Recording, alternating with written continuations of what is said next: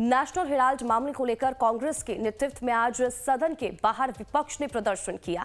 आपको बता दें कि इस दौरान सत्यमेव जयते के बैनर के साथ विपक्ष के सांसदों ने प्रदर्शन किया। कल ही दिल्ली की कोर्ट ने सोनिया और राहुल को राहत दी है। कोर्ट ने ईडी की चार्जशीट पर संज्ञान लेने से इनकार कर दिया है, तो वहीं ईडी ने इसे तकनीकी आदेश बताते हुए अपील और दोबारा चार्जशीट दाखिल करने के संकेत दिए हैं।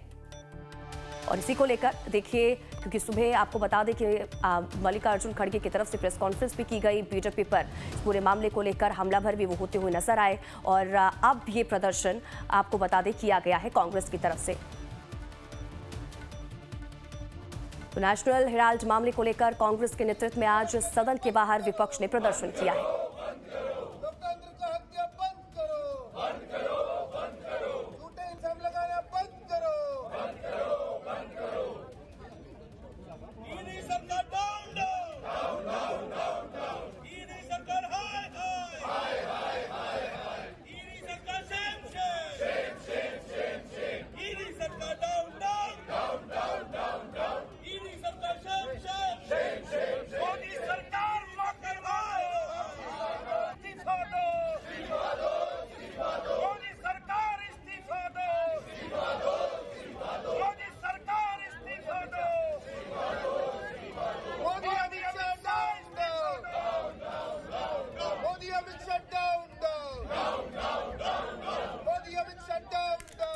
ये तस्वीरें लगातार हम आप तक पहुंचा रहे हैं। सदन के बाहर की ये तस्वीरें हैं जहां पर कांग्रेस की तरफ से हल्ला बोल और प्रदर्शन यहां पर किया गया है।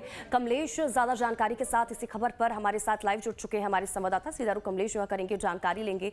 कमलेश, ये तस्वीरें हम देख रहे हैं जहां पर सदन के बाहर कांग्रेस की तरफ से ये प्रदर्शन किया गया है। नेशनल हेराल्ड मामले को लेकर ही प्रदर्शन, क्या जानकारी इसको लेकर? देखिए, जिस तरह से रॉस एवेन्यू कोर्ट ने नेशनल हेराल्ड के मामले में कांग्रेस की नेता सोनिया गांधी और राहुल गांधी को एक तरह से आप कह सकते हैं कि प्राइमरी रूप से क्लीन चिट दिया, लेकिन ये टेक्निकल ग्राउंड पे क्लीन चिट दिया गया था। कल जो कोर्ट ने कही थी उसमें ये कहा था, साफ तौर पे कहा था कि ईडी कोई बिना एफआईआर दर्ज किए कोई चार्जशीट फाइल नहीं कर सकती। तो एक टेक्निकल ग्राउंड पे ये पूरा मामला रद्द किया था। कहा था कि आप पहले एफआईआर दर्ज कीजिए और निश्चित रूप से पहले जो सेट नॉर्म है, पहले दिल्ली पुलिस की ओर से एफआईआर दर्ज होगा, उसके बाद फिर चार्जशीट फाइनल की जाती, फिर कोर्ट उस पर सुनवाई करती। जाहिर सी ये प्रोसीडरल आप कह सकते हैं लैप्सेस हुआ है ईडी की तरफ से, उसको अब कांग्रेस पार्टी आधार बना रही है। कांग्रेस का ये कहना है कि जिस तरह से झूठे केस लादे गए उस पर अब मोदी सरकार को जवाब देना चाहिए कि एक के बाद एक झूठे केस लादे जा रहे हैं। देखिए, ये जो सेटबैक है ईडी को जरूर लगा है और आप कह सकते हैं ईडी को सेटबैक लगा है तो कांग्रेस पार्टी को एक जीवनी मिल गई है कि कांग्रेस पार्टी इस मुद्दे पर अब मोदी सरकार पर हमलावर हो सकती है। ऐसी स्थिति में चूंकि एक आप कह सकते हैं कि एक बड़ा मुद्दा हाथ लगा है कांग्रेस पार्टी को, लिहाजा कल भी विरोध प्रदर्शन हुआ था और आज भी सुबह से ही विरोध प्रदर्शन इस मसले को लेकर किया जा रहा है। और तमाम लोग, आपको याद होगा कि न केवल कांग्रेस की पूर्व अध्यक्ष सोनिया गांधी और राहुल गांधी के खिलाफ, बल्कि कई नेताओं के खिलाफ इस तरह के चार्जेस चल रहे हैं। खासकर झारखंड के मुख्यमंत्री के खिलाफ चार्जेस चल रहे हैं, तमिलनाडु में चार्जेस चल रहे हैं और कर्नाटक में चार्जेस इस तरह के आरोप हैं। तो अब ये अपोजिशन पार्टी का कहना है कि आप ईडी और सीबीआई का इस्तेमाल अपने राजनीतिक हथकंडे के लिए कर रहे हैं और इसका एक प्रमाण है रोज एवेन्यू कोर्ट द्वारा आज सीबीआई ईडी को फटकार लगाना और निश्चित रूप से एक प्राइमा फेसी दोनों नेताओं को बड़ी मोहलत देना, या आप कह सकते हैं फौरी तौर पे राहत देना। अब ऐसी स्थिति में अब देखना होगा कमलेश, एक बड़ी राहत, और क्योंकि हमने इससे पहले कई बार देखा है बीजेपी की तरफ से इस पूरे मामले को लेकर गांधी परिवार को जिस तरह से अब हल्ला उनकी तरफ से बोला गया, निशाने पर लिया गया और कहीं ना कहीं अब कांग्रेस के हाथ ये बड़ा मुद्दा लग चुका है। और यही वजह है कि मल्लिकार्जुन खड़गे को भी आज हमने सुना था, प्रेस कॉन्फ्रेंस की गई और बीजेपी पर वो हमलावर होते हुए नजर आए थे। हाँ, मैं आप जैसे ठीक कहा आपने कि देखिए नेशनल हेराल्ड के मसले को लेकर के बीजेपी काफ़ी एग्रेसिव होती रही है और ये बीजेपी का ये कहना है कि कहीं कहीं 50 लाख में जो नेशनल हेराल्ड कंपनी है वो एजीएल को बेच दी गई, उसमें सीधे तौर पर कांग्रेस की प्रथम परिवार को फायदा हुआ। उसके अलावा 43 और लोग हैं जिनको इस मामले में फ़ायदा हुआ है। तो ये लगातार एक जो मामला था, हालांकि एक PIL के दर्ज होने पर शुरू हुआ था और ये सुब्रमण्यम स्वामी जो तत्कालीन बीजेपी के मेंबर हुआ करते थे, उनके द्वारा ये दायर किया गया मुकदमा था।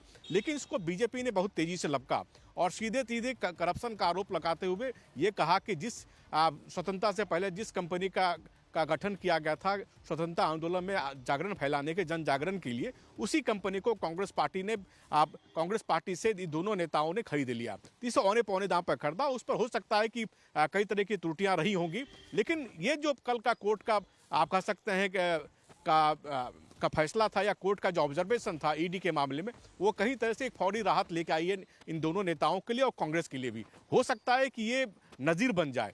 अगर ईडी इस तरह की जांच करती है, बिना एफआईआर के दर्ज किए अगर जांच की प्रक्रिया को बढ़ाती है और चार्जशीट दाखिल करती है, तो उसके लिए आप लैप्सेस हो सकता है और ये पॉलिटिकल माइलेज कांग्रेस पार्टी को लग रहा है। और ये पॉलिटिकल जब माइलेज मिलता है तो कांग्रेस पार्टी इसको बुलाने की पुरजोर कोशिश कर रही है। इसी का एक प्रमाण है कि मल्लिकार्जुन खड़गे ने आज प्रेस कॉन्फ्रेंस की और कांग्रेस के नेता आज गांधी मूर्ति के सामने विरोध प्रदर्शन करते हुए दिखे। जबकि पहले से तय था कि मनरेगा के मुद्दे पर ये पूरा जोर शोर से हंगामा करेंगे, लेकिन अब देखा आपने कि नेशनल हेराल्ड के मुद्दे पर जिस तरह से दोनों नेताओं को एक तरह से क्लीन चिट मिली, उस पर ये कांग्रेस काफी एग्रेसिव है।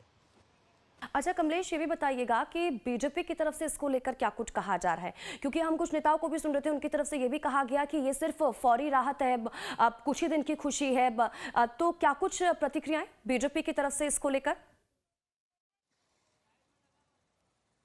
नहीं, देखिए, बीजेपी की ओर से कल विस्तृत प्रतिक्रिया दी गई थी और उनके लीगल सेल की ओर से एक जवाब आया था। उसमें यह कहा था कि टेक्निकल आधार पर ये याचिका जो है रद्द की गई है। तो उसमें भी जो बात मैं आपको कह रहा हूं कि उसमें यह कहा गया कि पहले एफआईआर दर्ज की, दिल्ली पुलिस एफआईआर दर्ज की, फिर ईडी चार्जशीट दाखिल करेगी, फिर ईडी जब चार्जशीट दाखिल करेगी उसके बाद कोर्ट उसका संज्ञान लेगी। तो ये फौरी तौर पर राहत आप कह सकते हैं। लेकिन अब ईडी के पास विकल्प ये है कि ईडी जो कोर्स करेक्शन कर सकती है। कोर्स करेक्शन इस मामले में कि अगर ईडी से पहले दिल्ली पुलिस ने इस मामले में एफआईआर दर्ज किया, एफआईआर दर्ज करने के उसके बाद जब ईडी चार्जशीट दाखिल करके फिर वो कोर्ट मूव कर सकती है। तो ये जस्टिफिकेशन बीजेपी की ओर से, बीजेपी ने कहा कि टेक्निकल ग्राउंड है, इसमें कोई क्लीन चिट नहीं मिली है कांग्रेस के दोनों नेताओं को, या कोर्ट ने ये नहीं कहा है कि ये जो केस है ईडी मामले में जो केस दर्ज किया गया है एजीएल के केस में और नेशनल हेराल्ड के केस में, ये फर्जी है। कोर्ट ने कभी नहीं, कोर्ट ने इस पर टिप्पणी करने के बजाय जो टेक्निकल ग्राउंड है उस पर टिप्पणी की है। ये बीजेपी की ओर से दलील दी जा रही है। ठीक है कमलेश जी, कमलेश आप बने रहिए हमारे साथ, अगली खबर पर भी आपसे अपडेट लेंगे। बढ़ते हैं आगे। मनरेगा योजना का नाम बदलने के खिलाफ कांग्रेस संसद से लेकर सड़क तक आंदोलन करने जा रही है। आपको बता दें कि कल संसद परिसर में विरोध प्रदर्शन के बाद आज कांग्रेस देश भर की सड़कों पर विरोध प्रदर्शन करने जा रही है। मनरेगा की जगह पर विकसित भारत जी रामजी बिल के खिलाफ कांग्रेस आज देश भर के जिला मुख्यालयों पर प्रदर्शन करने जा रही है। कांग्रेस केंद्र सरकार के इस नए बिल को महात्मा गांधी के विचारों के खिलाफ और उनको अपमानित करने का काम बता रही है। लोकसभा में आपको बता दें कि आज इस मुद्दे को लेकर फिर से हंगामा होने के पूरे आसार हैं। तो वहीं कांग्रेस ने अपने लोकसभा सांसदों के लिए व्हिप भी जारी कर दिया है। कांग्रेस के सभी सांसदों को 17 से 19 दिसंबर तक सदन में मौजूद रहने के लिए कहा गया है। तो कमलेश, लगातार हमारे संवाददाता हमारे साथ जुड़े हुए हैं, सीधा रुख उनका करेंगे, जानकारी लेंगे क्या कुछ अपडेट है उनके पास। कमलेश, क्या कुछ जानकारी? मनरेगा योजना का नाम बदलने के खिलाफ कांग्रेस सदन से लेकर सड़क तक आज आंदोलन करने जा रही है, क्या कुछ अपडेट? क्योंकि इसको लेकर सदन के अंदर भी गहमा गहमी का माहौल देखने को मिल सकता है।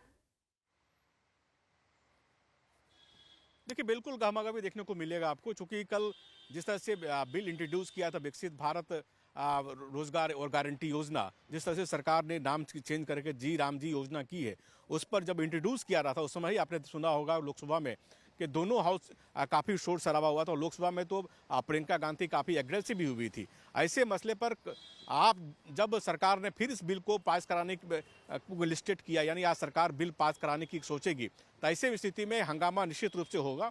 और कांग्रेस का ये कहना है, साफ तौर पे कहना है कि कांग्रेस 4-5 प्रावधान इस बिल में उसको लेकर पुरजोर इसका विरोध कर रही है। पहला सबसे बड़ा प्रावधान कि नाम क्यों चेंज किया गया। बापू के नाम पर अगर ये योजना थी तो इस नाम को क्यों चेंज किया, क्या आवश्यकता पड़ेगी? बापू के नाम पर जो योजना शुरू की गई थी वो सफल योजना थी, तो उस योजना को चेंज करने पर क्यों चेंज की गई? दूसरा सबसे बड़ा सवाल कांग्रेस उठा रही है कि इस योजना में 90% हिस्सेदारी केंद्र सरकार की थी, लेकिन अब सरकार ने ऐसा किया है कि 60% हिस्सेदारी केंद्र सरकार की, 40% हिस्सेदारी राज्य सरकारों की। राज्य सरकारों को 40% इसमें इस योजना में देनदारी देनी पड़ेगी। तो ऐसी स्थिति में कांग्रेस सवाल किया, जब राज्यों की स्थिति ठीक नहीं है तो राज्य तो पैसा दे नहीं पाएगी। जब पैसा नहीं दे पाएगी तो फिर योजना अपने आप बंद हो जाएगी। तो ये कांग्रेस का अप्रीहेंशन है कि इस योजना को खत्म करने के लिए सरकार ने ये मूव किया है ताकि योजना खत्म हो जाए।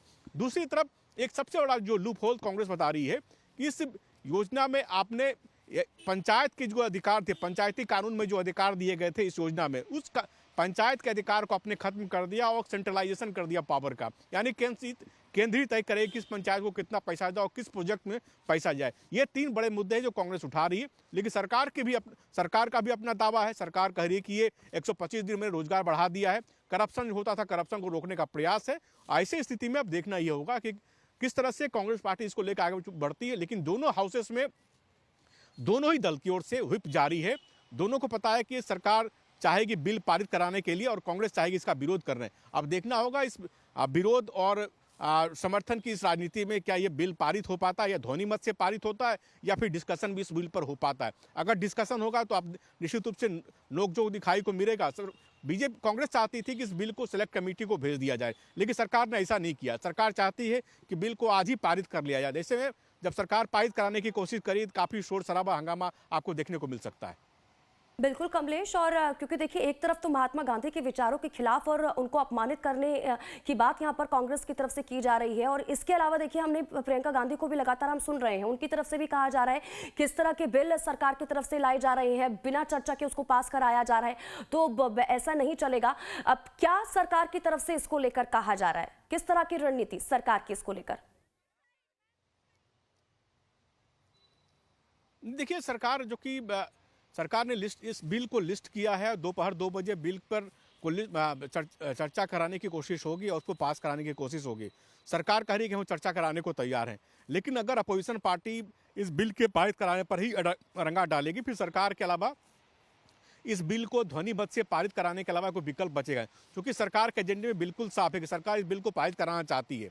तो ऐसे स्थिति में सरकार ने अपना एजेंडा बिल्कुल साफ कर दिया। अगर सरकार बिल को पारित नहीं कराना चाहती, इसको सेलेक्ट कमेटी में भेज देती। सेलेक्ट कमेटी में फिर वो कम से कम एक सेशन तो गुजर ही जाता, लेकिन सरकार ने सेलेक्ट कमेटी को नहीं भेजा और अपोजिशन पार्टी की ओर से भी इस बात पर प्रेशर नहीं डाला गया कि इस बिल को सेलेक्ट कमेटी को भेजा जाए। सरकार के पास अब समय ही है कि सरकार उस पर चर्चा करा ले और तब कम से कम अपोजिशन पार्टी जो जिस तरह के आरोप लगा रहे उस पर क्लियरिफिकेशन दे दे। हो सकता है कि तभी बात बने, लेकिन अब देखना होगा कि अपोजिशन पार्टी का रुख इस पर क्या होता है। अगर अपोजिशन पार्टी बिल के पासिंग के समय जब शिवराज सिंह चौहान इस बिल पर बोलना शुरू करेंगे और उसमें ही उन्होंने विरोध शुरू किया, तो देखना होगा कि सरकार किस तरह से इस मामले को टैकल करती है। बिल्कुल, चलिए ठीक है कमलेश जी। कमलेश, बहुत बहुत शुक्रिया इन तमाम जानकारी के लिए और हमारे साथ जुड़ने के लिए। आप नजर बनाए रखिए, आपसे आगे भी जुड़ेंगे, अपडेट्स लेते रहेंगे।